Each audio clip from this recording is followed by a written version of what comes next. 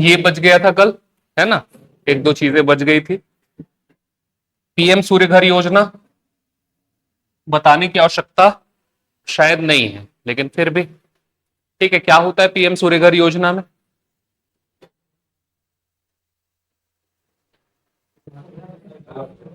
Solar panel. ठीक है, क्यों लगवाना चाहती है सोलर पैनल?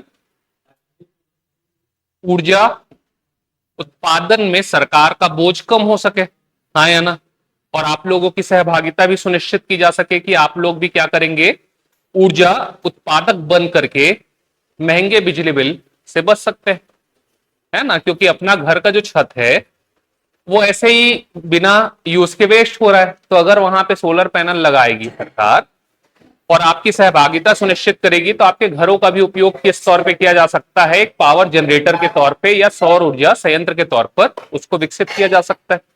तो क्या प्रावधान है इसमें? कोई भी प्रावधान नहीं है, सीधा सीधा है। आप चाहो बिजली उपभोक्ता हो तो आप सीधा सीधा सरकार को अप्लाई करके सोलर पैनल लगा सकते हो। एक चीज जो हमको नहीं पता है वो ये है कि सरकार दो दो चीज जो अपने को इस पे ध्यान रखना है, ऑन ग्रिड सोलर पैनल पे सब्सिडी देती है। इसका मतलब अगर आप ऑफ ग्रिड पैनल लगवाना चाहते हो तो आपको सब्सिडी नहीं मिलेगा। मतलब जो लाइन आपके घर में आई है ना बिजली विभाग की, उससे कनेक्ट होगा सोलर पैनल।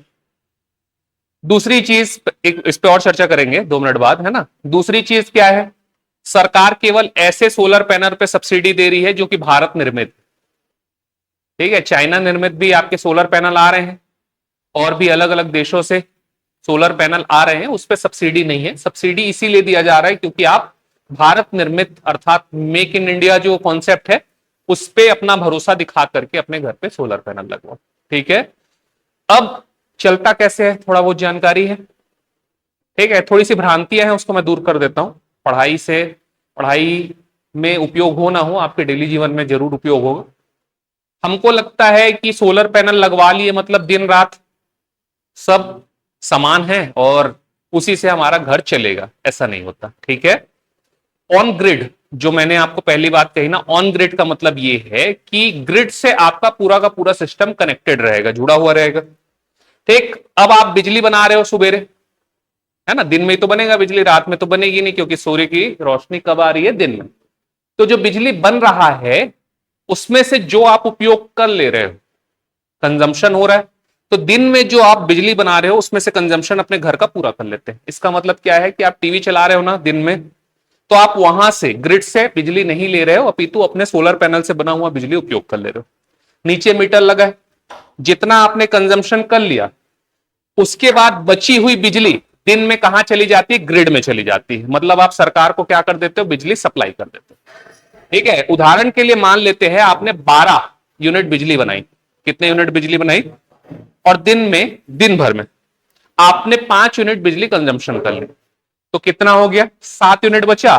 तो 7 यूनिट आपका क्या हो गया, एक्सपोर्ट हो गया, किसमें चला गया, मेन लाइन, ठीक है। अब क्या हुआ, रात में तो आपकी बिजली बन नहीं रही, तो आप क्या कर रहे हो, मेन लाइन से बिजली इंपोर्ट कर रहे हैं। तो इंपोर्ट और एक्सपोर्ट दोनों का सीन चल रहा है। अंत में क्या होता है, जब बिजली बिल बनता है आखिरी में, है ना, तो मान लीजिए आपके महीने का टोटल कंजम्पशन है 300 यूनिट, ठीक है। एक एग्जांपल के लिए मान लेते हैं आपके घर में जो आपने इंपोर्ट किया अपने से उपयोग करने के बाद अलग, वो कितना था, 300 यूनिट, और आपकी बिजली बनी 60 यूनिट, 360 यूनिट, तो 300 300 माइनस हो गए, ठीक है।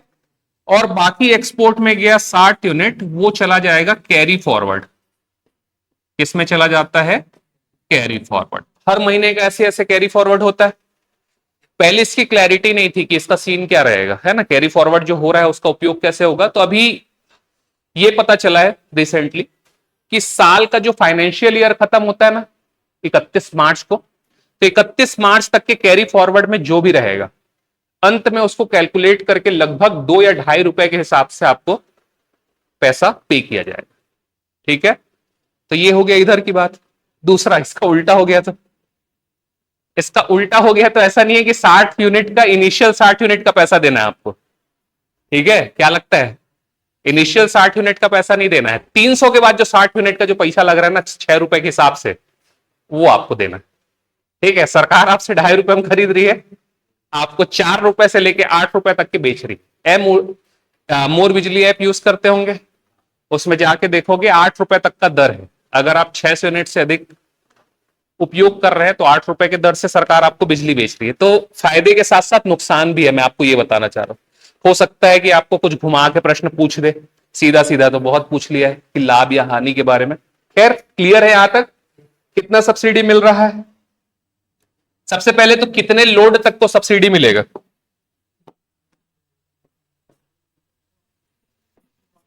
1 किलोवाट से 500 किलोवाट तक के संयंत्र इसमें शामिल। ठीक है, ये इंपॉर्टेंट है, इसको ध्यान में रखना कि मिनिमम 1 किलोवाट के लिए सब्सिडी दी जा सकती है और मैक्सिमम 500 किलोवाट तक के संयंत्र में क्या दे सकते हैं? सब्सिडी। नोट्स में लिखा हुआ होगा आपके। ठीक, अब सब्सिडी कौन देगा? तो केंद्र सरकार देगी और राज्य सरकार देगी। केंद्र की बात करें तो 1 किलोवाट के संयंत्र में केंद्र कितना दे रहा है? 30,000। और राज्य कितना दे रहा है? तो टोटल कितनी सब्सिडी मिल रही है अपने को? 45,000 रुपए। ठीक है, अब अगर बात करी जाए 2 किलोवाट में तो यहां पर 60,000 और इधर 30,000, टोटल कितना? 90,000। अब 3 किलोवाट या उससे अधिक, अधिक मतलब 500 किलोवाट तक कितनी सब्सिडी देगी? 78,000 और इधर कितना मिलेगा? 30,000। तो टोटल 1,08,000 रुपए की सब्सिडी हमको मिलेगी। ठीक है साहब, तो ये क्या है? पीएम सूर्यघर योजना। केंद्र सरकार का लक्ष्य, केंद्र सरकार का लक्ष्य 1 करोड़ घरों तक पहुंचना है, जबकि राज्य सरकार का लक्ष्य,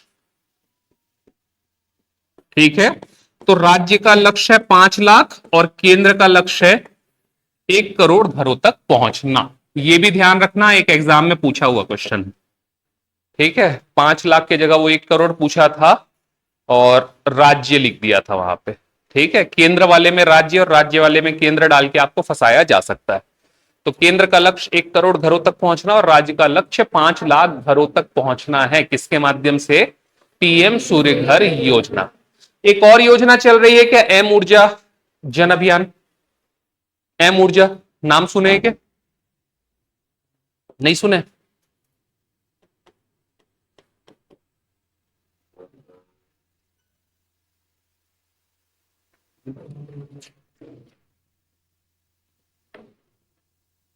खोज रहे हो ना कहां है तो ये। ठीक है, एम ऊर्जा जन अभियान सुने हैं? हाफ बिजली बिल स्कीम सुने हैं क्या? ठीक है, वो तो बंद हो गया अब, तो उसकी जगह में क्या आया? एम ऊर्जा जन अभियान, मुख्यमंत्री ऊर्जा राहत जन अभियान। इसका पूरा नाम मुख्यमंत्री। एम मतलब मुख्यमंत्री, यू मतलब ऊर्जा, आर मतलब राहत, जे मतलब जन और ए मतलब अभियान। ठीक है, राज्य सरकार के द्वारा हाफ बिजली बिल स्कीम को जब बंद किया गया है, उसके जगह पे एम ऊर्जा जन अभियान 1 साल के लिए लाया गया। कितने साल के लिए लाया गया है? 1 साल। दिसंबर से चालू हुआ है, इस दिसंबर में लगभग खत्म हो जाएगा। इसके तहत शुरुआती 200 यूनिट, कितने यूनिट में? शुरुआती 200 यूनिट में 50% हाफ बिजली बिल का रिबेट मिलेगा। जो 400 यूनिट तक के हमको मिलता था वो अब खत्म, और शुरुआती 200 यूनिट में ही हमको क्या मिल रहा है? रिबेट मिल रहा है। बाकी बचे हुए पे पूरा का पूरा कॉस्ट लग रहा है। तो बिजली बिल बढ़ना लाजमी है कि नहीं? सोचो, जहां पे 400 यूनिट तक के क्या मिल रहा था? रिबेट मिल रहा था, अब केवल 200 यूनिट में रिबेट मिल रहा है। और उसके बाद तीसरी चीज उसमें एक और इंक्लूड हुई है क्या? प्राइसेस 4 बार बढ़ चुके हैं साल भर में, 1 जुलाई से, और कल भी अपन ने चर्चा की थी। तो इसलिए जो भ्रांति फैल रही है कि सोलर मीटर लगने के कारण वो बढ़ रहा है, ऐसा नहीं है। एक्चुअल में सरकार ने कुछ योजनाओं को खींच लिया है और आप लोगों को राहत देने का काम उसको भी कम कर दिया है। तो एज ऑब्वियस जो 500 रुपए बिजली बिल आ रहा होगा, अभी वो लगभग 1200 के आसपास आने की संभावना है। जो 2,500 आ रहा होगा वो मिनिमम 5,000 पहुंच गया होगा। क्यों? और ये भी क्यों ये भी बंद कर दिया जाएगा। कब? दिसंबर में। मतलब 200 यूनिट तक के भी रिबेट नहीं मिलेगा आपको। 0 यूनिट से, मतलब पहले यूनिट से क्या, फुल पैसा पे करना पड़ेगा। तो ये योजना क्यों लाई गई? इसको बढ़ावा देने। ठीक है, सरकार खुद बोलती कि पीएम सूर्यघर योजना को अपने को क्या करना है, जन जन तक पहुंचाना है। इसलिए हमने हाफ बिजली बिल स्कीम खत्म किया है और एम ऊर्जा जन अभियान के माध्यम से क्या कर रहे हैं, लोगों को राहत प्रदान कर रहे हैं और प्रोत्साहित कर रहे हैं कि भाई लगवा लो अभी, नहीं तो 1 साल बाद और बिजली बिल ज्यादा होगा। ठीक है, अगर इसका मानवीय पहलू देखें तो बहुत खराब है। क्यों? ठीक है, जो वर्ग लगा सकता है, जो अपने घरों में रहता है, उसके लिए तो अप्रोचेबल है, लेकिन जो व्यक्ति गरीब है, किसान है, वो कैसे करेगा आगे चल के? जब आप पूरे के पूरे पैसे में उसको बिजली बेचोगे तो उसके लिए तो नुकसान की बात है ना। तो सरकार को इस पर ध्यान देना चाहिए। ठीक है, एक और योजना है छत्तीसगढ़ गांव गंगा योजना। आप लोगों के नोट्स में है इसलिए मैं ज्यादा लिख नहीं रहा हूं, समझाने पे फोकस कर रहा हूं, है ना। कल स्लाइड में लाया था मैं, लेकिन अब कौन लगाए, इतना मेहनत कौन करे। ठीक है, छत्तीसगढ़ गांव गंगा योजना। ठीक है, पहले इसका नाम था इंदिरा गांव गंगा योजना। क्या नाम था? इंदिरा गांव गंगा योजना। हाल ही में इस सरकार ने इस योजना का नाम परिवर्तित किया है और इसे छत्तीसगढ़ गांव गंगा योजना के नाम से जाना जाता है। गांव में तालाब होता है, तालाब है ना, हम सबके गांव में क्या है, तालाब है। तो बेसिकली गर्मी में क्या हो जाता है, वो तालाब सूख जाता है ना। और साल भर हमको उस तालाब को क्या रखना है, जीवित रखना है। तो हम क्या करेंगे, आसपास एनीकट होता है गांव में, उस एनीकट में एक सोलर पंप लगाएंगे। क्या लगाएंगे? Solar pump. उस सोलर पंप के माध्यम से भूमिगत पाइपलाइन बिछाएंगे। कहां तक के? गांव के तालाबों तक के। तो गांव के तालाब तक के पानी पहुंचाएंगे और गांव के तालाब को साल भर हमको क्या रखना है, जीवित रखना है। उसके लिए एक योजना चलाई जा रही है जिसका नाम क्या है, इंदिरा गांव गंगा योजना। ये 2 जगह पढ़ सकते थे अपन। एक कृषि वाले टॉपिक में पढ़ सकते थे क्योंकि यहां से सिंचाई भी होना है। ठीक है, दूसरा हम यहां पे पढ़ सकते थे ऊर्जा वाले टॉपिक में। तो ऊर्जा वाले टॉपिक में पढ़ाने का उद्देश्य ये है क्योंकि सोलर पंप का यूज हो गया। ठीक है, बस वो सोलर पंप के कारण यहां पे पढ़ रहे हैं, नहीं तो एक्चुअल में ये कृषि में भी पढ़ा जा सकता था। तो खत्म हो गया। अब कृषि पढ़ेंगे तो मैं बस आपको क्या बोल के आगे बढ़ जाऊंगा, याद है उस दिन पढ़े थे कौन सी योजना, छत्तीसगढ़ गांव गंगा योजना। समझ आ गया क्या है? बढ़े आगे। तो ये इतना ही अपने को पढ़ना है, ज्यादा चीज पढ़ने की आवश्यकता नहीं है। ठीक है, एक बीपीएल एकल बत्ती कनेक्शन भी है, सुने हैं क्या? क्या? बीपीएल एकल बत्ती कनेक्शन योजना। आइए,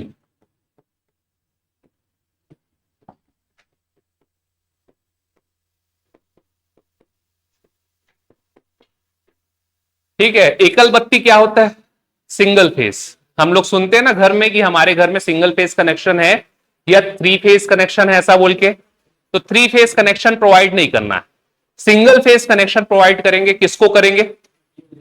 बीपीएल। बीपीएल पढ़े थे कल अपन, सबसे ज्यादा सेकंड नंबर में लगभग 27% के आसपास क्या है, बीपीएल कार्ड धारक है छत्तीसगढ़ में, पढ़े थे कल।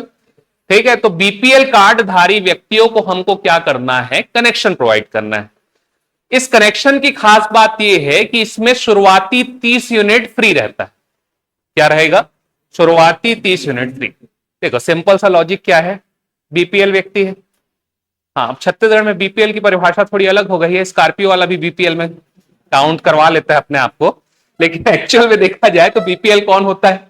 जो गरीब व्यक्ति है, गरीबी रेखा से नीचे जीवन यापन करने वाला व्यक्ति, जो अपनी दैनिक जरूरतों को भी पूरा नहीं कर पा रहा है, अर्थात रोटी, कपड़ा, मकान। और वर्तमान में देखें तो स्वच्छ ईंधन और शिक्षा और स्वास्थ्य, इसको भी क्यूमुलेटिव तौर पे देखा जा रहा है। तो इन सब जरूरतों को अगर वो पूरा नहीं कर पा रहा है तो उसके लिए सरकार लाभ के लिए योजना बनाएगी। तो उसी लिए एक योजना बनाई गई बीपीएल। सरकार को यह लगता है कि जो बीपीएल व्यक्ति है वो एक कुटिया में रहता है जहां पर उसको केवल और केवल एक पंखा और एक बल्ब की आवश्यकता है, जो महीने भर चलने पर भी 30 यूनिट बिजली का कंजम्पशन नहीं करेगा। हाँ या ना? ऐसा सोच के योजना बना था। पहले 40 यूनिट था, बाद में उसको घटा करके 30 यूनिट किया गया। अब आगे क्या, 30 यूनिट से अगर 31 यूनिट खर्च हो गया तो, या 100 यूनिट खर्च हो गया तो जो पैसा हम सभी को देना पड़ता है उनको भी वो। तो ये तो एक बड़ी संकट की स्थिति बन रही थी। तो सरकार ने आगे चल के 2019 में एक फैसला और किया, बोले टेंशन मत लो, एक काम करो, महीने के 100 रुपए दे देना। कितना रुपए दे देना? 100 रुपए दे देना, और जितना बिजली उपयोग करना है उपयोग करो, कोई 30 यूनिट का अपन लिमिट नहीं लगाएंगे। ठीक है, तो वर्तमान में इस योजना का स्वरूप कैसा है? 100 रुपए फ्लैट रेट। इंपॉर्टेंट है, याद रखना, जो भी चीजें काम की है वही पढ़ रहे हैं, कोई भी बकवास चीज उठा के पढ़ने की चेष्टा नहीं है, क्योंकि मजरा टोला ये वो केवी लाइन ये सब भी पढ़ सकते हैं दिया आर्थिक सर्वेक्षण में, लेकिन वो सब काम का नहीं है। यहां से पूछा जा सकता है प्रश्न, और आया हुआ भी सेक्शन है, बीपीएल एकल बत्ती कनेक्शन शुरुआती कितने यूनिट माफ है? 30 यूनिट। कितने लोगों को नोट्स नहीं मिला है? हाथ उठाओ, उठाए रखना ना, काउंट करने दो। 1 2 3 4 5 6 7 8 9 10। ठीक है,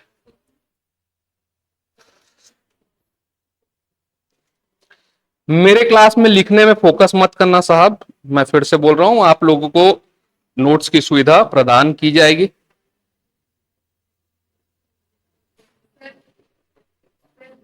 एक मिनट मैडम।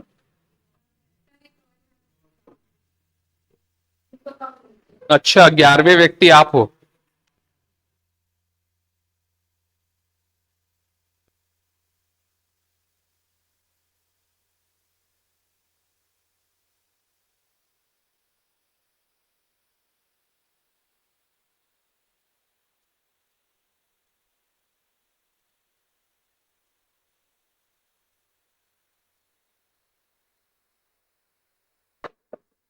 अशोक, आप लोग को भी नोट्स में डलवा चुका हूं, कल आप लोग ऐप में जाकर के नोट्स वाले सेक्शन में देखेंगे, पर्टिकुलर छत्तीसगढ़ वाले सेक्शन में, तो आप लोगों को वहां से नोट्स मिल जाएगा। अभी ग्रुप क्योंकि क्रिएट नहीं हुआ है ना, क्योंकि बैच अभी फॉर्म नहीं हुआ है, बैच का भी डेमो चल रहा है, इसलिए ग्रुप क्रिएटेड नहीं है। अगर ग्रुप क्रिएट हो जाए रहता तो आपको वहां पे मिल जाता, तो जैसे ही ग्रुप क्रिएट होगा आप लोगों को नोट्स मिल जाएगा, उसका भी टेंशन मत लो। ठीक है, तो शुरुआती 30 यूनिट क्या है? बोलो बोलो बोलो, बोलना है। और फ्लैट रेट कितना है? 100 रुपए। ठीक साहब, खत्म करें अब, ऊर्जा बहुत पढ़ लिए, बोल लग गया। ठीक, चलो अब ऊर्जा के बाद अगला उद्योग। अच्छा, अपन ट्रेडिशनल वे में नहीं पढ़ रहे, मैं आपको पहले ही बता दे रहा हूं। ट्रेडिशनल वे क्या होता है? मैं शुरुआत बेसिक सामान्य जानकारी से चालू करता कि छत्तीसगढ़ राज्य का गठन इस तारीख को हुआ, इसकी राजधानी ये है ना। वहां से अपन नहीं पढ़ रहे हैं क्योंकि मेंस की क्लास है। मैं ये आपसे उम्मीद कर रहा हूं कि बेसिक चीजें आपको पता है, तो अपन क्या कर रहे हैं, जो टॉपिक है उसके बेसिक को पढ़ करके थोड़ा सा एडवांस की तरफ आगे बढ़ने की कोशिश कर रहे हैं। किसी को समस्या नहीं ना? वैसे चले कि वहीं से चालू करूं सामान्य जानकारी से? ठीक है चलिए, उद्योग। अर्थव्यवस्था तो अपन सभी जानते हैं, पढ़ के आए हैं, प्री निकाले हैं, मतलब अर्थव्यवस्था की थोड़ी सी जानकारी है। तो अर्थव्यवस्था के क्षेत्रकों के नाम बताइए तो। प्राथमिक क्षेत्र, द्वितीय क्षेत्र और तृतीय क्षेत्र। और एक प्रकार से वर्गीकृत किया जाता है क्या? कृषि उद्योग, और उसी उद्योग की बात कर रहे हैं, द्वितीय क्षेत्र। यही जो क्षेत्रक जो आपने दोबारा बोला, एक बार फिर से नाम लेंगे क्या? कृषि, उद्योग और सेवा। ये अर्थव्यवस्था के विकास के 3 चरण भी। ठीक है, क्षेत्रक तो है ही है, मतलब सेक्टर्स के अलावा ये विकास के क्रम भी है, और इसी क्रम में क्या होता है, किसी भी अर्थव्यवस्था का विकास होता है। कैसे? तो सबसे पहला जो विकास क्रम में क्षेत्रक आता है वो होता है कृषि। कृषि के बाद अगला चरण क्या रहता है? उद्योग। और उद्योग के बाद जो अगला चरण रहता है वो रहता है सेवा। तो सिंपल अगर शब्दों में समझें तो अगर किसी भी देश या राज्य की अर्थव्यवस्था के आंकड़ों को आप देखो, जीडीपी के आंकड़ों को, और वहां पर अगर कृषि का परसेंटेज सबसे ज्यादा रहे, इसका सीधा सीधा मतलब है कि उस देश में विकास नहीं हो पाया, अर्थात वो अविकसित देश है। हाँ या ना? क्या समझे अपन कि कोई देश, जैसे घाना की बात कर ले या जिम्बाब्वे की बात कर ले, अभी कैसे देश हैं ये, साउथ अफ्रीकन कंट्रीज या बहुत सारे कंट्रीज जो हैं अविकसित देश, तो वहां पे जब अर्थव्यवस्था के आंकड़ों को देखोगे तो ये वाला डेटा सबसे डोमिनेंट दिखेगा, कृषि का सबसे ज्यादा योगदान है। फिर आते हैं विकास के अगले चरण में, जहां पर अगर कोई देश विकासशील है, अर्थात विकास के दिशा में अपनी कदम बढ़ा रहा है, तो वहां पर कौन सा डेटा डोमिनेंट दिखेगा? उद्योग। ठीक, अगर कोई देश विकसित हो चुका है तो वहां की अर्थव्यवस्था में सबसे ज्यादा डोमिनेंट सेक्टर कौन सा होगा? सेवा। तो इसी क्रम में विकास होता है, अविकसित से विकासशील, विकासशील से विकसित के क्रम में इसी दिशा में बढ़ा जाता है। लेकिन भारत तो अलग टाइप से देश है, ठीक है। भारत क्या है, ट्रेडिशन में नहीं चलता, हम लोग कश्मीर से कन्याकुमारी तक फैले हुए हैं और हमारी स्थिति, भूगोल, इतिहास सब अलग है। तो भारत विश्व का एकमात्र देश है जिसने अर्थव्यवस्था के सिद्धांत को झुठला दिया और भारत यहां से सीधा कूद के यहां पे चला गया, ठीक है। भारत में अगर आज देखोगे वर्तमान आंकड़ों को तो आपको ये सबसे ज्यादा डोमिनेंट सेवा क्षेत्र दिखाई देगा, जबकि हम कैसे देश, विकसित हो गए क्या, नहीं। इसीलिए भारत देश में रोजगार विहीन विकास देखने को मिलता है, अर्थात आंकड़ों में तो विकास है लेकिन जमीन पे, धरातल पे रोजगार नहीं है, हाँ या ना। तो ये बेसिक कंसेप्ट समझ गए। लेकिन हमारा छत्तीसगढ़ अलग नहीं है, वो परिपाटी पे चलता है, जैसा बोलोगे एती जाना है मतलब एती जाएगी, ठीक है। उसको बोलोगे तिड़गा नहीं जाना है तो तिड़गा नहीं जाएगा, सीधा सीधा जाएगा, भले वहां पे चिखला माटी रहे चाहे कुछ भी रहे, गैया खकेल के चल देगा लेकिन इधर नहीं मुड़ेगा, हाँ या ना। सीधे सरल रोग है कि नहीं हम लोग, ठीक, कैसे, पक्का, ठीक। तो अगर हमारी बात की जाए तो हमारे यहां पे अभी सबसे डोमिनेंट फैक्टर कौन सा है, उद्योग। हम विकासशील भी है, उद्योग भी है, और छत्तीसगढ़ में सबसे ज्यादा रोजगार दे भी कौन रहा है, उद्योग दे रहा है। तो इसी औद्योगिक विकास क्रम को हमको देखना है आज कि छत्तीसगढ़ में कैसे कैसे विकास हुआ। पहले दिन जब अपन देखे थे सिलेबस, तो वहां पे छत्तीसगढ़ का औद्योगिक विकास ऐसा करके एक पर्टिकुलर सेक्टर दिया हुआ था ना, आज उसी सेक्शन की बात करेंगे। चलो देखें, कैसे एकदम चुप चुप बैठे रहते हो आप लोग को, तो पुलिस कोई बोलेगा ही नहीं, भगा देंगे आप लोग को। कैसे कैसे चमकाओगे, चुप रहे, ऐसा करेंगे।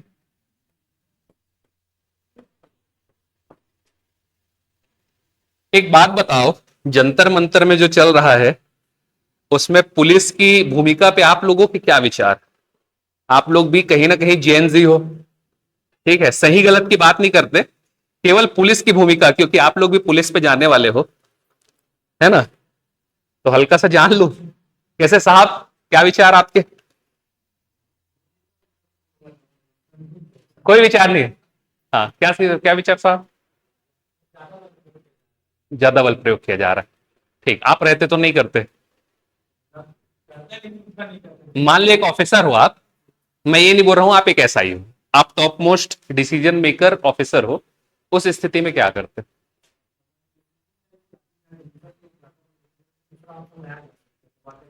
ठीक है, आपके ऊपर ऐसे पेपर स्प्रे मार रहे हैं तो आप बोलते नहीं नहीं भाई रुक जा, ऐसा करके, कैसे कैसे आप, अच्छा आप सुन के आए हो तो आप इधर भी सुनाओ, ऐसा बोलना चाह रहे हो।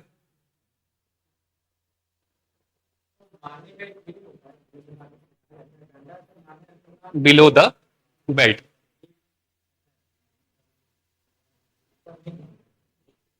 ठीक है, तो गलत है। हाँ,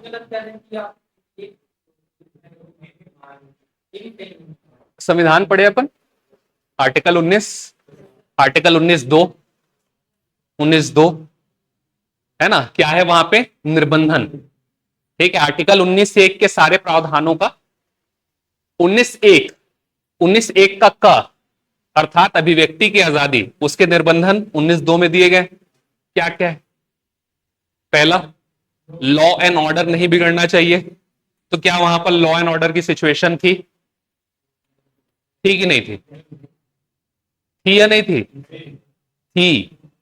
संसद भवन हाईली सेंसिटिबल एरिया, ठीक है, जहां पे लोग मार्च करके पुलिस की बैरिकेडिंग जहां तक के उनको अलाउ किया गया था, उसके आगे जाकर के वो क्या करना चाह रहे थे।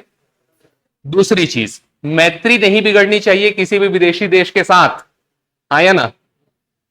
झंडा फिलिस्तीन का रोकेगी कि नहीं पुलिस, आया ना, ठीक है। न्यूडिटी नहीं होनी चाहिए, खैर वहां पे तो नहीं हो रही थी न्यूडिटी, है ना।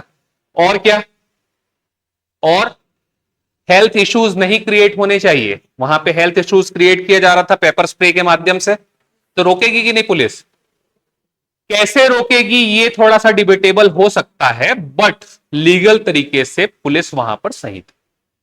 ठीक है, जैसा कि इन्होंने कहा बिलो द बेल्ट मारा जाता है, बिल्कुल सही। ठीक है, टीयर गैस छोड़े जाते हैं, वो भी बिल्कुल सही है। अब अगर कहीं पे हिंसक चीजें हो रही हैं तो वहां पर रोकने के लिए भी पुलिस को लाठीचार्ज करने के लिए ऊपर से ऑफिसर से आदेश आया होगा, तभी उन्होंने किया होगा। सिचुएशन थोड़ा बहुत ज्यादा खराब था, पुलिस कम थी और लोगों की संख्या बहुत ज्यादा अधिक आ गई थी, है ना। तो सिचुएशन को तो मेंटेन करना है ना, लॉ एंड ऑर्डर तो मेंटेन करना है। तो समझिए दोनों चीजें गलत नहीं है, हमको भी अधिकार है। ठीक है, जैसा मांग है, क्या मांग है, मांग क्या है, क्यों,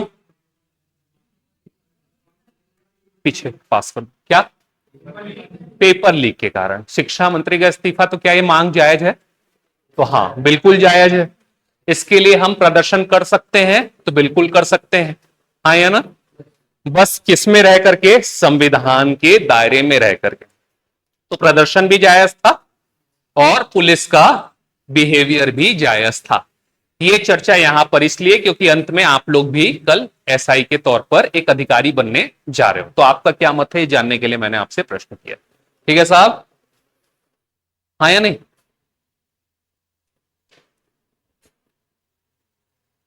सोनू वर्मा जी, वहां पे ना दो चीजें हैं, एक है डाउनलोड का ऑप्शन और एक है एक्सपोर्ट का ऑप्शन। तो जब आप एक्सपोर्ट वाले ऑप्शन को दबाओगे तो आपके मोबाइल में वो सेव हो जाएगा, उसका बाद आपको प्रिंट निकालना है, पोस्टर छपवाना है या बैनर लगवाना है, आप लगवा सकते, एक्स्ट्रा नहीं मिलेगा। इन लोग को दे दिए अपन, कल 11 ही देना। चलो चलो हो गया, बढ़े आगे, एक अपना स्टैंड रखा करो।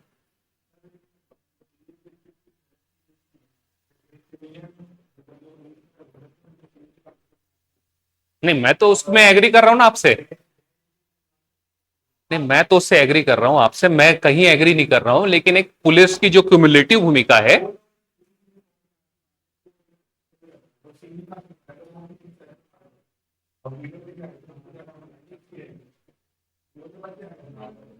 बिल्कुल यही तो सुनना चाह रहा हूं जी, मैं आप लोग का मत तो सुनना चाह रहा हूं ना, आप लोग तो कुछ बोल ही नहीं रहे हो।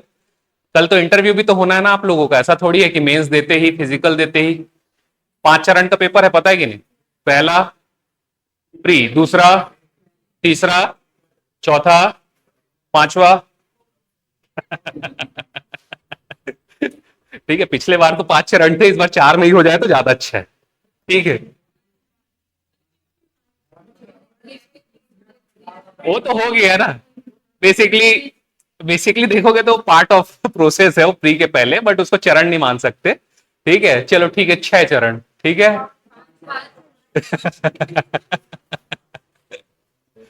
ठीक है, चलिए बढ़ते हैं आगे, औद्योगिक विकास देखते हैं। औद्योगिक विकास जो छत्तीसगढ़ का है, उसको अपने को 3 चरणों में पढ़ना है। पहला चरण, स्वतंत्रता के पहले, कैसे, स्वतंत्रता के पूर्व। ठीक है, इस वाले नोट्स को कल दिलवाऊंगा, दिलवा भी सकता हूं, लेकिन आप लोग का आधा ज्यादा ध्यान उधर ही रहेगा, इसलिए अभी नहीं दिलवा रहा हूं इसको। मैं इधर रवि सर के क्लास में डिस्ट्रीब्यूट करवा दूंगा और कल दिलवाऊंगा, ठीक है, मेरे पास है पीडीएफ। लेकिन अभी पूरा फोकस यहां पर रखिए। पहला, स्वतंत्रता के पूर्व, दूसरा, स्वतंत्रता के पश्चात, और तीसरा चरण, अभी थोड़ा सा स्लो इसलिए चल रहा हूं क्योंकि शुरुआती दिन है, बाद में स्पीड बढ़ाएंगे, है ना। तीसरा, राज्य गठन के पश्चात, बोलिए, राज्य गठन के पश्चात, फिर से तीनों चरण, के पूर्व, स्वतंत्रता के पश्चात और राज्य गठन के पश्चात। चालू करें, सबसे पहले स्वतंत्रता के पूर्व। स्वतंत्रता के पूर्व छत्तीसगढ़ में उद्योगों के लिए कुछ प्रयास हुए, बहुत सीमित प्रयास थे अंग्रेजों के द्वारा जो किए गए। उसमें से जो सबसे पहला प्रयास यहां पर किया गया वो राजनांदगांव जिले में किया गया। कहां पर किया गया, बोलना है, राजनांदगांव जिला। यहां पर सीपी मिल्स की स्थापना की गई। किसकी स्थापना हुई, सीपी मिल्स, सेंट्रल प्रोविंस मिल, फिर से सेंट्रल प्रोविंस मिल की स्थापना हुई सीपी मिल्स। ये जो सीपी मिल्स है ये जेके मैकवेथ कंपनी के स्वामित्व में, किसके स्वामित्व में? जेके मैकवेथ कंपनी के स्वामित्व में चालू हुई थी। कब चालू हुई थी? 1892 में स्थापना। अच्छा 1892 नहीं लिखा हूं क्या? ठीक, 1892 में। कब स्थापना हुई? 1892। और 1894 1894 में यहां से उत्पादन का कार्य प्रारंभ हुआ। ठीक, कब चालू हुआ? 1894 में उत्पादन का कार्य प्रारंभ हुआ। आगे जाके सरकार को लगा, सरकार को नहीं सॉरी कंपनी को, कि इससे हमको उतना फायदा नहीं हो पा रहा है जितना हम सोचे थे। तो ये क्या किए? 1897 में इस कंपनी को बेच दिए और इस कंपनी को सर वॉलिस, एक फॉरेन की कंपनी है सर वॉलिस कंपनी, उसने क्या कर लिया? परचेस कर लिया, खरीद लिया। और खरीद करके इसका नाम परिवर्तित कर दिया और इसे बीएनसी मिल के नाम से जाना गया। तो कौन सा मिल है? Bengal Nagpur cotton mill. ठीक, जिसे पहले किस नाम से जाना जाता था? सीपी मिल्स के नाम से, जिसकी कंपनी कौन सी थी स्वामित्व वाली? जेके मैकवेथ कंपनी।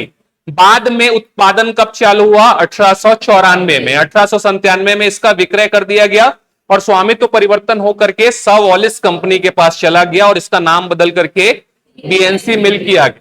जब इस मिल की स्थापना हुई थी उस समय राजनांदगांव एक रियासत हुआ करता था और वहां के शासक थे कौन? बलराम दास जी। तो ये भी आया हुआ प्रश्न है। इस समय छत्तीसगढ़ का पेरिस बोलते थे भाई। ठीक है, क्या बोला जाता था राजनांदगांव को? छत्तीसगढ़ का पेरिस। पूरा बकवास बात है, लेकिन फिर भी रिसेंट बेसिकली देखा जाए तो राम कुमार बिहार जी ने अपने किताब में लिखा है और लाइन टू लाइन उठा दिया था एग्जाम में। ठीक है, तो थोड़ा सा दिमाग में रख लो, छत्तीसगढ़ का पेरिस बोलते थे, आज तो संस्कार धानी कहलाता है। ठीक है, तो छत्तीसगढ़ का पेरिस कौन? राजनांदगांव। वहां पर क्या स्थापित हुआ? CP mills. कब हुआ? 1892। किसके स्वामित्व में? जेके मैकवेथ कंपनी। उत्पादन कब चालू हुआ? 1894 में। फिर 1897 में सर वॉलिस कंपनी ने बीएनसी मिल। ये वही बीएनसी मिल है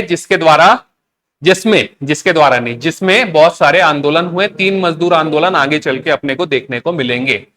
इसके बाद आगे बढ़ते हैं। आगे बढ़ के हम लोग कहां पहुंच गए? तो सन 1900 में पहुंच गए, 1900। ठीक है, 1900 में बिलासपुर को रेलवे मंडल का दर्जा दिया गया। बिलासपुर को क्या बनाया गया? रेलवे की एक इकाई बनाई गई, क्योंकि आपको पहले से ही पता है कि 1888 में छत्तीसगढ़ में पहला रेल चला था, हाँ या ना?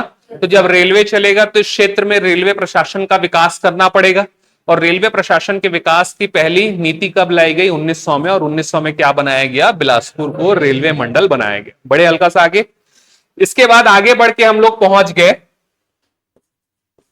सन 1903 में, 1903। छत्तीसगढ़ में बिलासपुर नाम की जगह जो है, इस बिलासपुर में माचिस उद्योग स्थापित किया गया। कौन सा उद्योग? माचिस उद्योग, जिसे हम दिया सलाई उद्योग के नाम से भी जानते हैं। क्या बोलते हैं? दिया सलाई उद्योग, माचिस उद्योग या दिया सलाई उद्योग। इस कारण माचिस उद्योग के स्थापित होने के कारण इसे क्या कहा जाता है? छत्तीसगढ़ का शिवा काशी। ठीक, जो ये माचिस उद्योग है इसमें सेमल की लकड़ी का प्रयोग किया जाता है। कौन सी लकड़ी का प्रयोग होता है? सेमल की लकड़ी। ये भी पूछा गया प्रश्न है, थोड़ा सा दिमाग में रखेंगे कि माचिस उद्योग में माचिस बनाने के लिए कौन सी लकड़ी का उपयोग किया जाता है? तो सेमल की लकड़ी का प्रयोग किया जाता है। क्लियर? बढ़े आगे। सेमल स्तंभ सुनेंगे अपन। कौन सी जनजाति?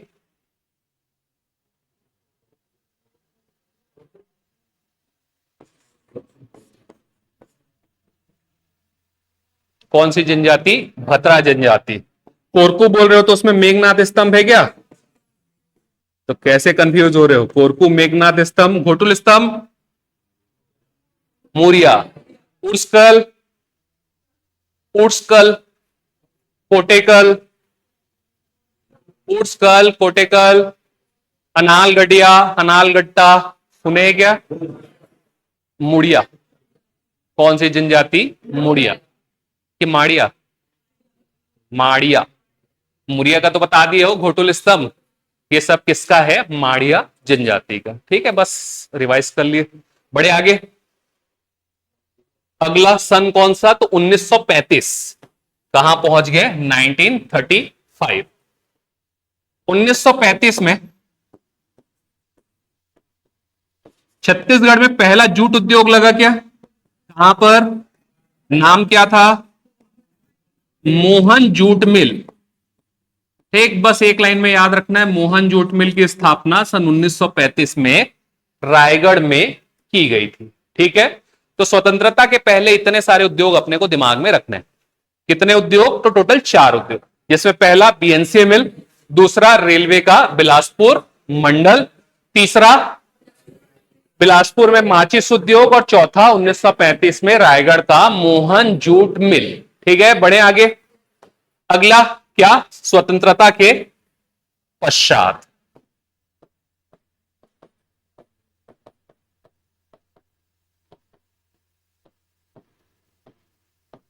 स्वतंत्रता के पश्चात भारत देश में औद्योगिक नीतियां भी चालू हुई, और औद्योगिक नीतियों के साथ साथ पंचवर्षीय योजनाएं भी चालू हुई।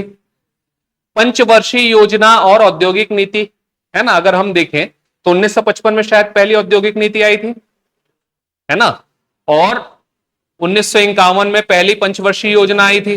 हाँ या ना? पहली पंचवर्षीय योजना किसके पीछे डेडिकेटेड थी? कृषि के ऊपर डेडिकेटेड थी, और दूसरी पंचवर्षीय योजना उद्योग के ऊपर, और औद्योगिक नीति भी उसी 1955 के आसपास आ रही है पहली। हाँ या ना? तो शुरुआती दौर में कृषि को बल देने के पश्चात 1955 के आसपास भारत देश ने उद्योग की दिशा में कदम बढ़ाने का सोचा, और औद्योगिक विकास के माध्यम से देश के विकास की एक रूपरेखा तैयार की गई, जिसके तहत पूरे भारतवर्ष में 3 बड़े उद्योग जो कि स्टील पर आधारित होने वाले थे, उसको लगाने का फैसला किया गया। उसी क्रम में छत्तीसगढ़ के भिलाई नामक स्थान में भी पहला उद्योग स्थापित होगा क्या? कौन सा? कब? 1955। ठीक है, कब याद रखेंगे? 1955। क्या स्थापित होगा? भिलाई स्टील प्लांट, जो कि किसकी एक इकाई है? तो steel authority of India limited की सबसे बड़ी इकाई। महारत्न है क्या? ये आप लोग बताओगे मुझे। श्योर?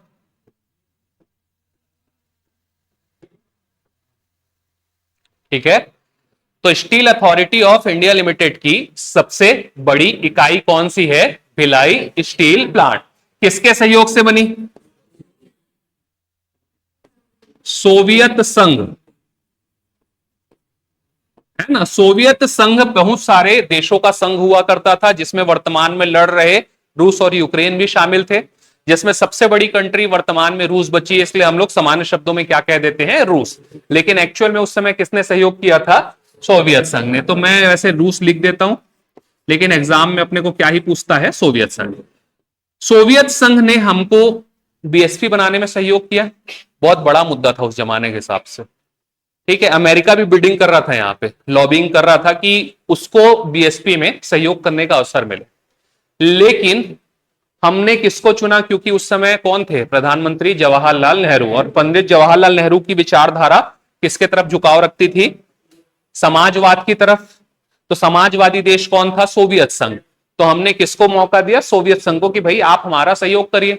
बहुत बड़ा इशू बना। उस जमाने में अमेरिका ने अपने रेडियो में खबर चलाई थी कि भारत हमारा सहयोगी नहीं है, आज से हमारा दुश्मन है। और वो दुश्मनी उसने 2008 तक की निभाई। 2008 में जब हमने न्यूक्लियर डील किया मनमोहन सिंह सरकार के समय में, तब कहीं जाके वो शांत हुआ है, और अभी की जो स्थिति है वैसा चल रहा है। नहीं तो हम जो करना चाहते थे उसके विरोध में खड़ा होता था। न्यूक्लियर टेस्टिंग कर रहे थे, अपन कर रहे थे कि नहीं? पोखरण मूवी अगर देखे होगे तो बहुत अच्छे से उसमें डिस्क्राइब किया है। तो वो हर चीज में अड़ंगा डालता था हमारे साथ। ठीक, किसके कारण? भिलाई स्टील प्लांट के कारण। तो आप छोटा मोटा मत समझो, बहुत भाई का नाम है। ठीक है, तो बीएसपी। तो सोवियत संघ ने हमारा सहयोग किया, तो हमको भी तो कुछ उसके लिए एक बनाना पड़ेगा ना कि भाई हमारी दोस्ती अच्छी है बोल के। तो क्या बनाया हम लोग? मैत्री बाग। तो भिलाई में क्या बनाया गया? मैत्री बाग की स्थापना की गई, जिससे क्या दर्शाया जा सके? भारत और रूस के बीच में दोस्ती को दर्शाया जा सके। अब अगर बात की जाए तो 1955 में स्थापना के पश्चात 1959 में यहां से आंशिक तौर पे उत्पादन चालू हुआ। क्या चालू हुआ? आंशिक तौर पे उत्पादन, अर्थात अपनी पूर्ण क्षमता पे खेलना चालू नहीं किया था इसने, उत्पादन करना चालू नहीं किया था। कब किया? 1961 में। 1961 में पूर्ण रूपेण उत्पादन चालू होता है भिलाई स्टील प्लांट से। बेसिकली हुआ क्या था? 1955 में काम चालू हुआ, उस समय जल्दबाजी में 1959 में प्रधानमंत्री जी आए और आकर के क्या किए? उद्घाटन कर दिए। उसके बाद भी वो बनता रहा और बनते बनते बनते बनते 1961 में बन करके जब तैयार हुआ तो पूर्ण रूपेण उत्पादन होना चालू हुआ। तो अगर ये पूछना चाहेगा तो स्थापना पूछेगा, ये पूछना चाहेगा तो उद्घाटन पूछेगा, ये पूछना चाहेगा तो उत्पादन कब से चालू हुआ पूछेगा। ठीक है, तो तीनों चीजों को अपने को ध्यान में रखना है। अभी के लिए यहां पे इतना है बीएसपी, बाकी चीजों को बाद में और आकर के देखेंगे। ठीक है, बड़े हल्का सा आगे। अब 1955 के बाद आगे बढ़ते हुए हम लोग पहुंच गए 1965। कहां पहुंच गए दोस्त? 1965।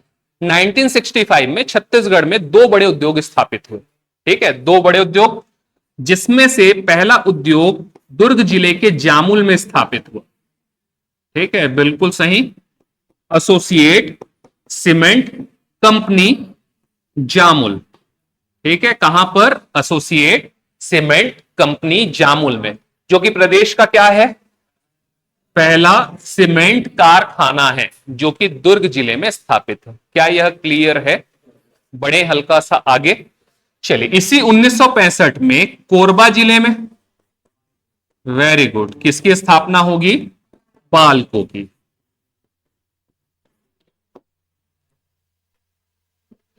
बातचीत नहीं दोस्त। बी से भारत, ए से एल्यूमिनियम, एल से वो तो गया एल्यूमिनियम का, के सीओ से कॉर्पोरेशन। हाँ या ना? अर्थात यह एक सरकारी संस्था थी। बाल्को क्या थी? 1965 में एक सरकारी संस्था थी जिसे हम भारत एल्यूमिनियम कॉर्पोरेशन के नाम से जानते थे।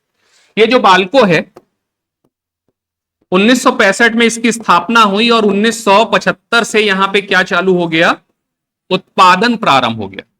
इस बाल्को की स्थापना रूस और हंगरी के तकनीकी सहयोग से हुई। किसके किसके? रूस और हंगरी के तकनीकी सहयोग से हम लोगों ने यहां पर क्या स्थापित किया है? बाल्को स्थापित किया है। आगे चल के सन 2001 के काल में सरकार को वही लगा जो पहले दिन हमको लग गया था 2008 के समय में। क्या नुकसान हो रहा है?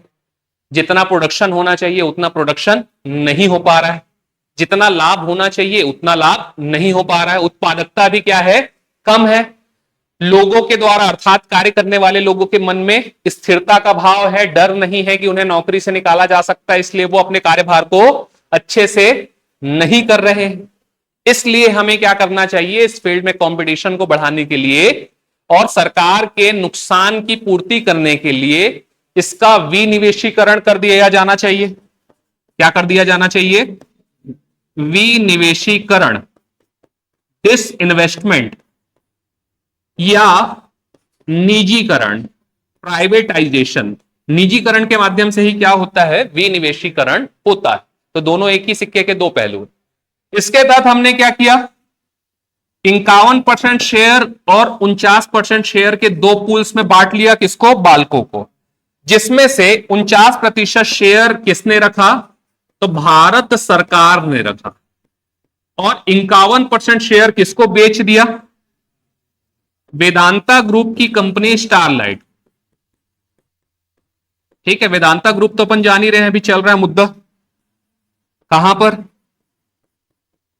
जांजगीर चांपा में, हाँ या ना, जांजगीर चांपा में अभी मर गए ना लोग आग में, बहुत बड़ा मुद्दा चल रहा है अभी, तो रोज उसके ऊपर बातचीत चल रहा है।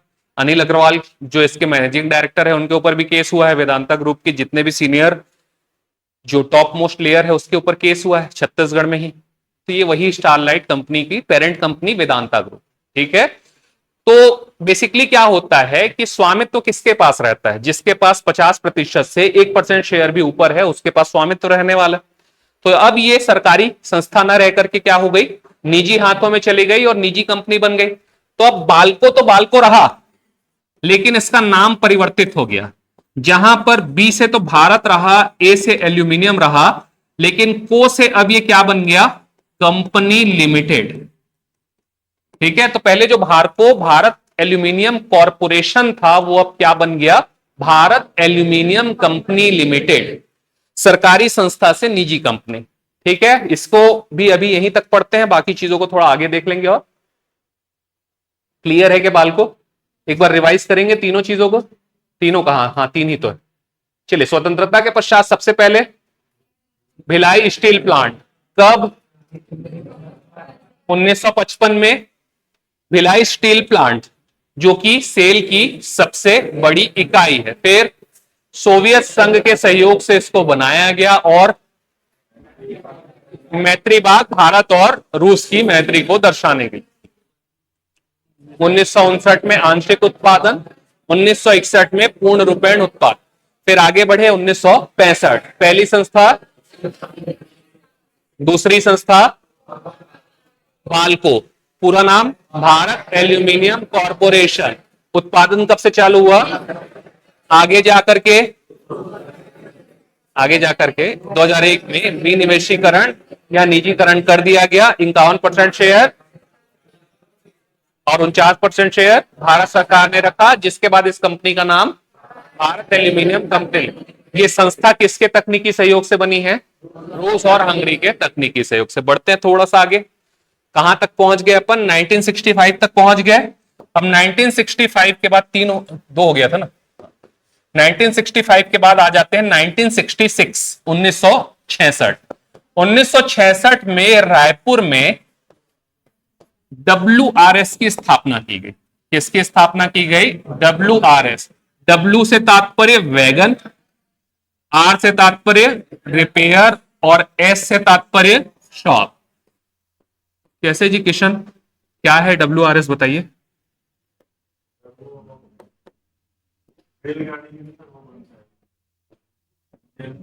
इंजन नहीं बनता साहब, बोगी है ना, ट्रेन में अपने बोगी लगी होती है, उसे ही क्या कहा जाता है, वैगन।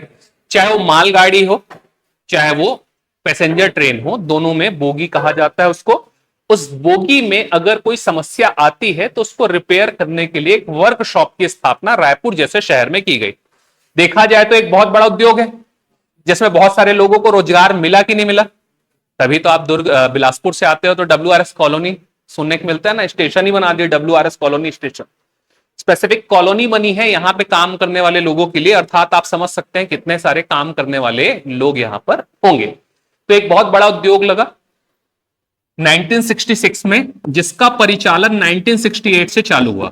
कब से काम करना चालू किया गया, ठीक है, बोगी बस लिख दिया हूं, आप लोग समझ जाएंगे कि बोगियों की मरम्मत की जाती है यहां पर। बढ़े हल्का सा आगे, चलिए 1966 के बाद आ गए 1968। 1968 कहां चलना है, NMDC देखने चलना है, NMDC। ठीक है, NMDC किरण। सबसे पहले NMDC का फुल फॉर्म बताइए, national mineral development corporation, Hindi में राष्ट्रीय खनिज विकास निगम। राष्ट्रीय खनिज विकास निगम, इसका काम क्या है, तो खनिजों से संबंधित प्रशासन, नियमन और नियंत्रण। उत्पादन पे अपने को ध्यान भी देना है, शोध भी करना है कि विकास कैसे किया जा सकता है, और नियंत्रण भी करना है कि कोई भी गतिविधि नियम विरुद्ध या विधि विरुद्ध ना हो, हाँ या ना। ये जो NMDC है इसका मुख्यालय हैदराबाद में। कहां पर है? ठीक है, अगर आपसे कोई पूछे एनएमडीसी का मुख्यालय बताइए तो आपको बताना है हैदराबाद। लेकिन अगर क्षेत्रीय मुख्यालय बोलेगा तो आप क्या बताएंगे? किरंदुल। ठीक है, कहां पर है? किरंदुल। ठीक है, तो एनएमडीसी किरंदुल, किरंदुल में क्षेत्रीय मुख्यालय, और राष्ट्रीय स्तर का मुख्यालय कहां पर है? तो हैदराबाद। ठीक है, बड़े हल्का सा आगे। ठीक है, एनएमडीसी का काम हमारे क्षेत्र में क्या है? तो लौह अयस्क पाया जाता है, आपको पता है इस क्षेत्र में। तो लौह अयस्क के निकालना मतलब कि उत्खनन, लौह अयस्क के उत्खनन से लेकर के उसके परिचालन और उसके ट्रांसपोर्टेशन तक का काम कौन देखता है? एनएमडीसी यहां पर देखती है। तो एनएमडीसी के 3 मुख्य खदान यहां पर परिचालित हैं, है ना, जिसमें से अगर हम बात करें तो केबीबी याद रखना है। क्या याद रखेंगे? केबीबी। केबीसी की जगह में केबीबी, है ना। के से हो गया किरंदुल, बी से हो गया बचेली, और बी से हो गया बेलाडीला। फिर से किरंदुल, बचेली और बेलाडीला। फिर से किरंदुल, बचेली और बेलाडीला। ठीक है, किरंदुल से उत्खनन का कार्य कब चालू हुआ? 68 में। 1980 में बचेली से और 1988 में बेलाडीला से उत्खनन का कार्य प्रारंभ हुआ। सिंपल है, 68 88 दोनों के बीच में 80 आ गया। ठीक है, कंफ्यूज नहीं होना, 68 के साथ 8 के साथ 8 आ गया और बीच में 80। ठीक, फिर से किरंदुल में कब? 1968, 1980 में बचेली से और 1988 में बेलाडीला से उत्खनन का कार्य प्रारंभ हुआ। इतना याद रख लेंगे, बड़े हल्का सा आगे। ठीक, 68 के बाद आगे बढ़ते तो सीधा 10 साल आगे बढ़ेंगे, सीधा 10 साल, बीच में कोई भी बड़ा उद्योग नहीं है, सीधा पहुंच जाएंगे अपन 1978। हाँ जी, 1978। 1978 में किसकी स्थापना हुईगी? तो एनटीपीसी जमनीपाली। ठीक है, किसकी स्थापना? एनटीपीसी जमनीपाली, जिसे आप एनटीपीसी कोरबा के नाम से भी जानते हैं, एक्चुअल में वो जमनीपाली। ठीक है, तो एनटीपीसी, पहले एनटीपीसी पे बात कर लेते हैं 2 सेकंड के लिए। एनटीपीसी का full form national thermal power corporation. फिर से नेशनल थर्मल पावर कॉरपोरेशन। ये जो एनटीपीसी है इसकी स्थापना 1975 में होगी। ठीक है, हमारे यहां पे तो संयंत्र लग रहा है, संस्था की बात करेंगे तो संस्था की स्थापना 1975 में, और इसका जो हेड क्वार्टर है वो नई दिल्ली में। कहां पर है? नई दिल्ली। इसका काम क्या है? तो देश भर में नेशनल थर्मल पावर कॉरपोरेशन की संयंत्रों की स्थापना करना, अर्थात विद्युत के उत्पादन को देश में बढ़ाना, उसके विकास के लिए कार्य करना, और उसके नियमन के कार्य भी यही करता है। ठीक है, तो आज से बहुत साल पहले इलाहाबाद में पूरा पावर डिस्टर्ब हो गया था, एनटीपीसी की भूमिका आई थी, पूरे देश भर में पावर कट हो गया था, इतना बड़ा वो पावर कट था, तो एनटीपीसी का प्लांट ही बंद हो गया, तो कई सारे राज्यों में बिजली गुल हो गई। ठीक है, तो एक बहुत बड़ी संस्था है जिसका एक संयंत्र, छोटा सा संयंत्र हमारे यहां पे लगा है। कहां पर लगा है? एनटीपीसी जमनीपाली या एनटीपीसी कोरबा। कब लगा? 1978 में। सन 1983 में यहां से उत्पादन का कार्य प्रारंभ हुआ। कब चालू होगा? 1983 में यहां से उत्पादन चालू होगा, और इसकी क्षमता कितने मेगावाट की रहेगी? तो 2600 मेगावाट। 2600 मेगावाट बिजली का उत्पादन यहां से हो रहा है। क्लियर? बढ़े आगे। अब 78 से आगे बढ़ेंगे, और 78 के बाद कहां पहुंच जाएंगे? तो 78 क्लियर है, 79 में कुछ नहीं, 80 में कुछ नहीं, 81 82 83 84 में कुछ नहीं, सीधा 1985 पहुंचेंगे। कहां पहुंच गए? 1985। 1985 में छत्तीसगढ़ में फिर से एक बड़ी संस्था की स्थापना हुई, जिसका नाम क्या रखा गया? SECL। क्या? SECL। ये किसकी इकाई है? कोल इंडिया लिमिटेड की इकाई है। कोल इंडिया लिमिटेड का मुख्यालय कहां पर है? कलकत्ता में है क्या? हाँ भाई, कोलकाता। ठीक है, कलकत्ता, कोलकाता, मुंबई, बंबई। ठीक, चलिए, कोल इंडिया लिमिटेड की इकाई है कहां पर? छत्तीसगढ़ में। क्या नाम है?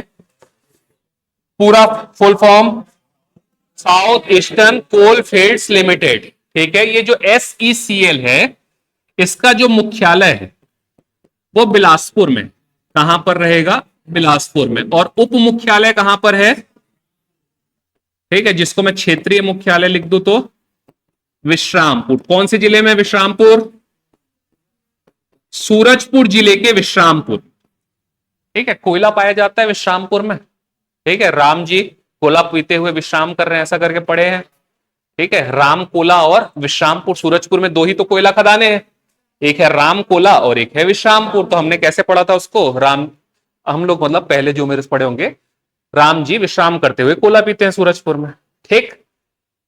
अब ये जो संस्था है SECL, इसका मुख्य काम क्या है, जो हमने वहां पे लोहे के लिए बोला, जो हमने वहां पे विद्युत संस्थाओं के लिए बोला, उसी को ही अपने को सब्स्टिट्यूट करके क्या बोल देना है, कोयले के लिए। तो कोयले की पहचान करना कि कहां कहां पे कोयला मौजूद है, उसका, उस क्षेत्र का विकास करना, विस्तार करना, खनन संबंधी जितने भी कार्य है वो सब काम कौन करने वाला है, SECL करने वाली। ये जो SECL है 1987 में अपना परिचालन प्रारंभ किए यहां से।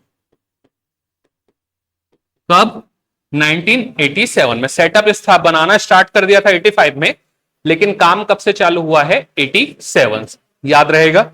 एक्चुअल में यहां पे बहुत ज्यादा डिस्प्यूट है इस पर्टिकुलर डेटा में, 1985 और 87 में, तो ये बेस्ट वे है समझने का, ठीक है।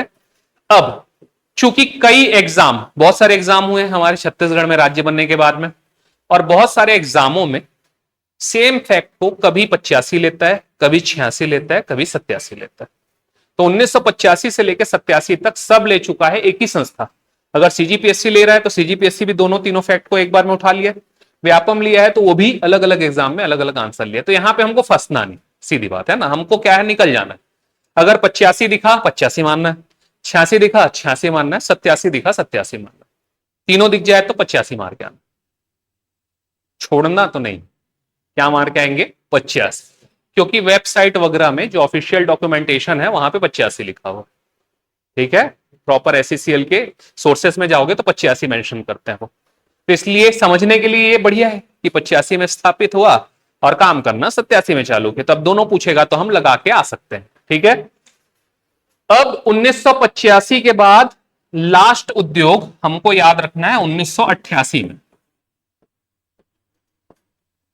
1988 में रायगढ़ जिले में जिंदल की स्थापना की गई, Jindal steel power limited. Jindal steel and power limited company कहां पर, रायगढ़, जो कि एशिया की सबसे बड़ी स्पंज आयरन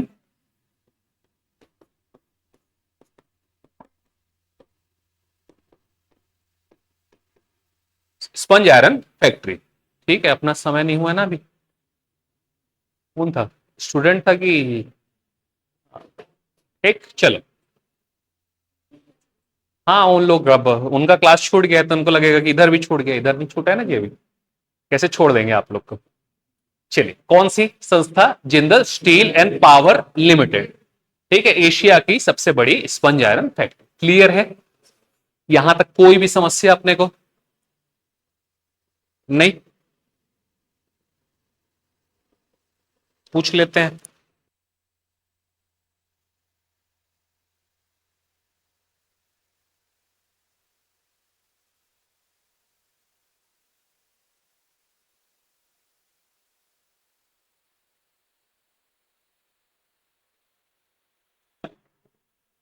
है अपने पास समय, चलो चलो चलो बढ़ लेते हैं, राज्य गठन के बाद की चीजों को भी देख लेते हैं।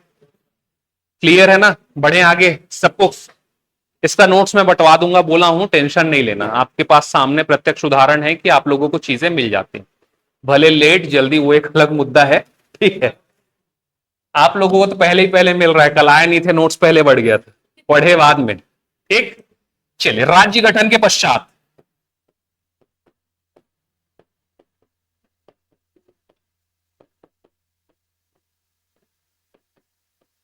चलिए, राज्य गठन के पश्चात कब हुआ छत्तीसगढ़ राज्य का गठन, तो सन 2000 में छत्तीसगढ़ में पहली जो संस्था स्थापित हुई वो रायगढ़ जिले में स्थापित होगी। अब बोलो साहब जो पहले बोल रहे थे, वेरी गुड, कौन सा, मोनेट इस्पात संयंत्र, तो रायगढ़ में राज्य गठन के बाद पहली संस्था स्थापित होगी मोनेट इस्पात संयंत्र। ठीक, इसके बाद आगे बढ़ते हैं और पहुंच जाते हैं सन 2001 में। कहां पहुंच गए? 2001। 2001 में दो डेट याद रखना है, पहला 7 अप्रैल और दूसरा याद रखना है 7 जून। एक महीने का बीच में गैप डाल देना है, 7 अप्रैल है, मई को छोड़ करके 7 जून। छत्तीसगढ़ में सीएसआईडीसी की स्थापना हुई, सीएसआईडीसी, और सीएमडीसी की स्थापना होगी 7 जून को। फिर से 7 अप्रैल सन 2001 को Chhattisgarh state industrial development corporation और 7 जून 2001 को Chhattisgarh state mineral development corporation. एक बार हिंदी में भी दोनों के नाम, छत्तीसगढ़ राज्य औद्योगिक विकास निगम, फिर से छत्तीसगढ़ राज्य औद्योगिक विकास निगम, छत्तीसगढ़ राज्य खनिज विकास निगम। कब? 7 अप्रैल 2001, 7 जून 2001। पहले क्लास में जो हम लोगों ने अजीत जोगी जी की चर्चा की थी, है ना, तो शुरुआत में उन्होंने क्या किया, 15 नवंबर को सबसे पहले सीएससी भी बना दिए। फिर आगे जाकर के यहां पर आप देख पा रहे हो कि 7 अप्रैल और 7 जून को इन्होंने खनिज और उद्योगों के लिए भी नई व्यवस्था का सृजन कर दिया, ताकि हमारे यहां का जो खनिज रिसोर्सेज है उनका प्रशासन किसके द्वारा संभाला जा सके? छत्तीसगढ़ राज्य की संस्था के द्वारा। जिससे खनिज भी एक बहुत बड़ा रिसोर्स है ना, जिससे क्या होता है? रेवेन्यू जनरेट होता है, तो वो रेवेन्यू हमको मिल सके, इसलिए 7 जून तक के उन्होंने क्या कर दिया था, एक नई संस्था विधिवत तरीके से स्थापित हो चुकी थी। वैसे ही सीएसआईडीसी भी विधिवत तरीके से 7 अप्रैल को स्थापित हुई। बढ़ते हैं आगे 2002। कहां पहुंच गए? 2002 में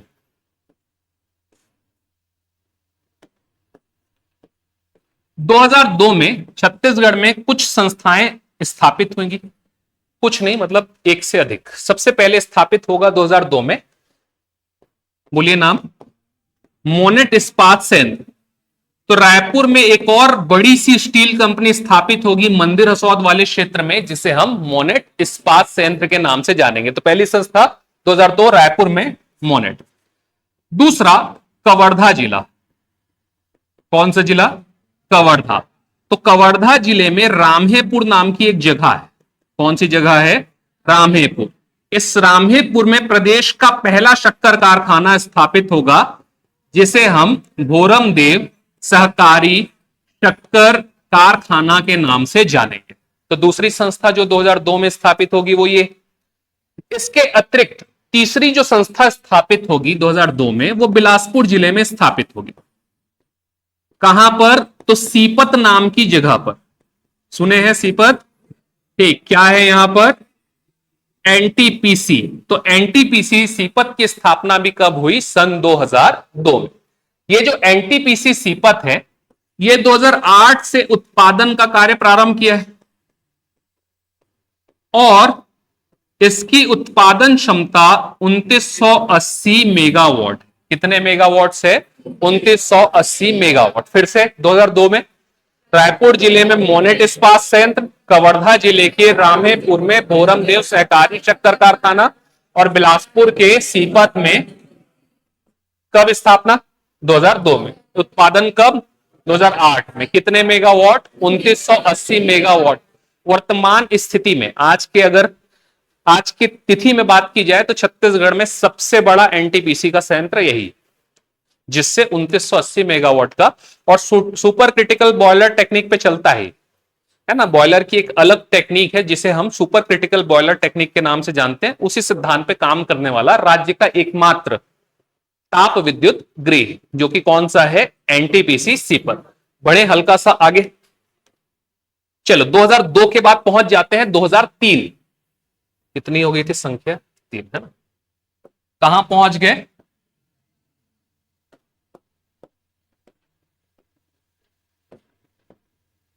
ठीक है, 2003 से पहले इसी 2003 में 1998 जाना पड़ेगा। जो हम पढ़ने जा रहे हैं उसकी मांग की गई थी। ठीक है, तो 1998 में अटल बिहारी वाजपेयी जब छत्तीसगढ़ आए उस समय, तो उनसे मांग की गई कि बिलासपुर जो है, जो रेलवे का मंडल है, उसको विस्तार करते हुए उसे रेलवे का जोन बना दिया जाए। तो उन्होंने भी उस मांग को स्वीकार किया, बोले बनाएंगे। ठीक है, 5 साल तक भूल गए। 5 साल बाद वापस से आया कि याद, अरे यार वो सप्रे स्कूल में उन लोग बोले थे बना देता हूं बोल के। तो 2003 में प्रक्रिया पूर्ण हुई और 2003 में बिलासपुर को देश का 16वें नंबर का रेलवे जोन घोषित किया गया। क्या घोषित किया गया? देश का 16वें नंबर का रेलवे जोन। और इसका नाम रखा गया SECR, south east central railway. क्या बोला गया? साउथ ईस्ट सेंट्रल रेलवे, या इसे क्या कहा जाता है? दपुमरे, दक्षिण पूर्व मध्य रेलवे। तो देश का 16वें नंबर का रेलवे जोन कौन सा है? टोटल 17 है अभी भी, कि बढ़ गया? 18 हो गया।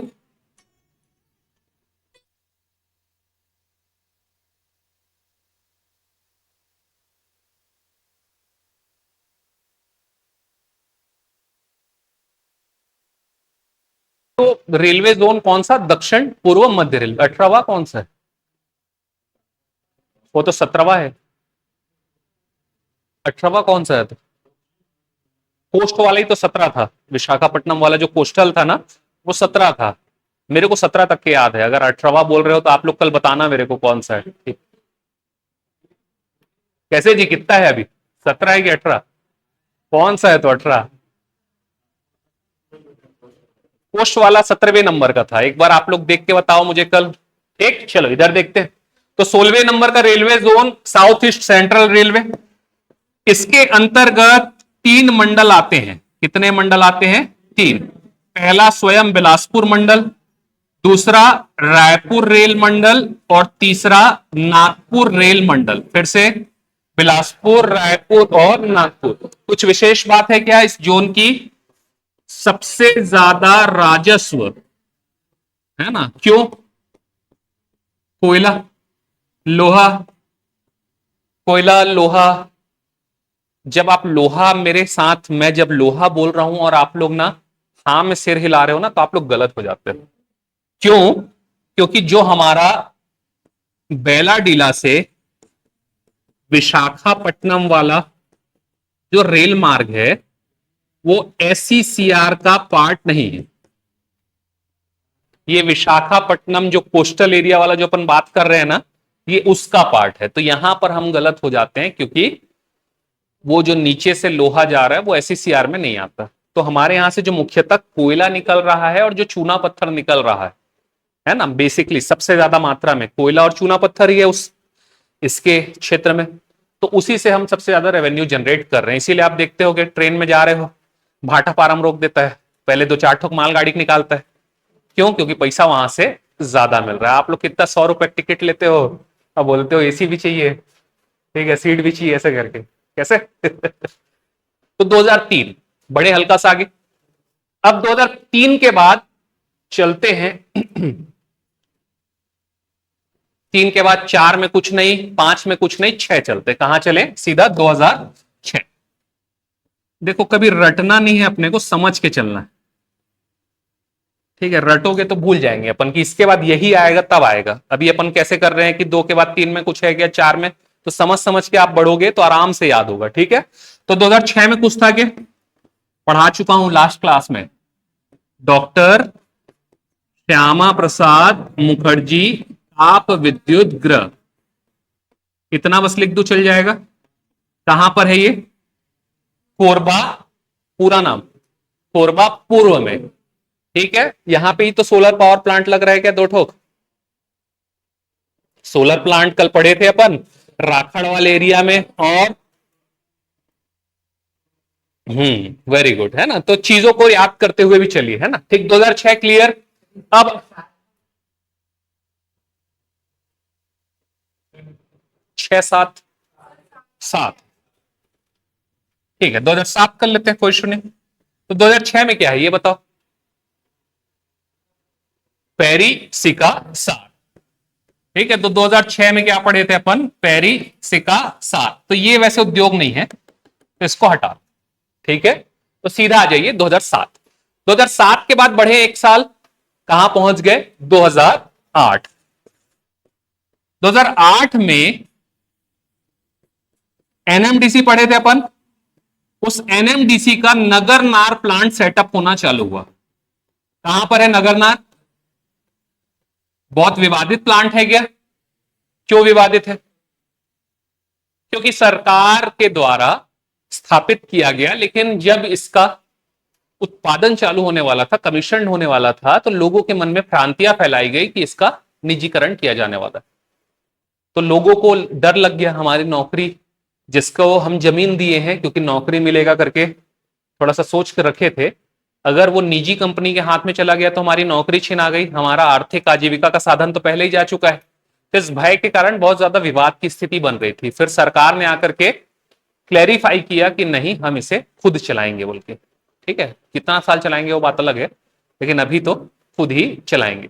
तो 2008 में एनएमडीसी की स्थापना हुई और 2023 से यहां पर उत्पादन चालू हुआ है। कब से उत्पादन चालू हुआ है? 2023।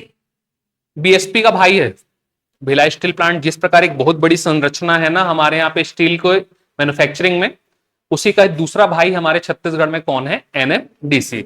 बहुत बड़ा बॉयलर है, भारत का दूसरा सबसे बड़ा बॉयलर है कलकत्ता के बाद, है ना।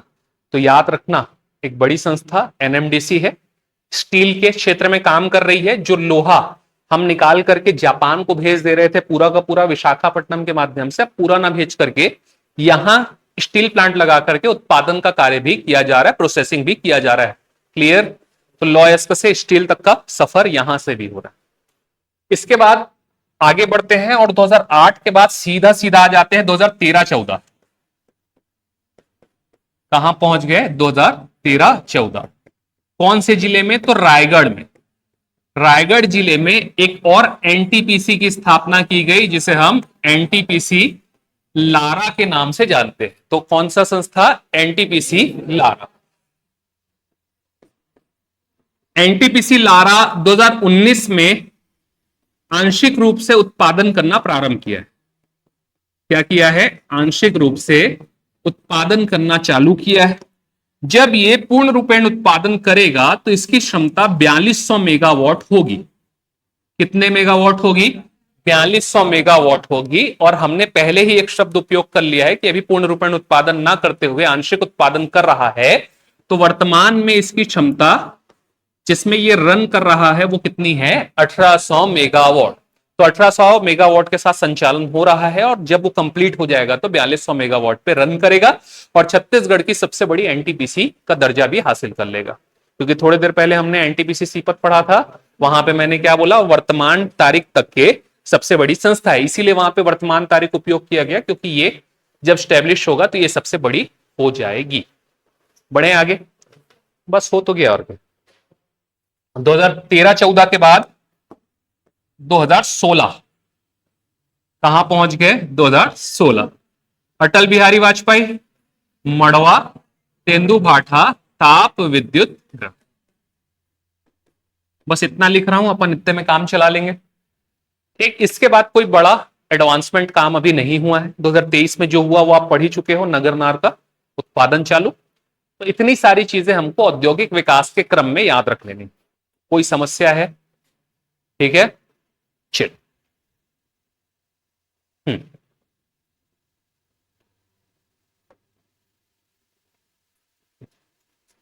चलो पूछते हैं अब थोड़ा देर। लास्ट क्लास का पढ़ के आए हो गए आप लोग? पढ़ के आए हो कि नहीं? पूछ लेते हैं। ये बता रहे हैं 18वां दक्षिण तटीय रेलवे।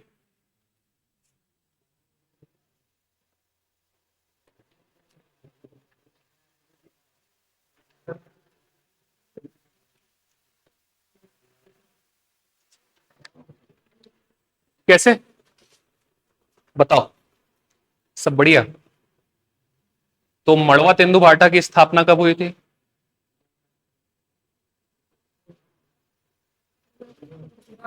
कितने मेगावाट उत्पादन हो रहा है? बाकी लोग शांत रहो जी, मन में सोचो। हाँ, नहीं पता? कैसे? हाँ, इसी क्वेश्चन पर।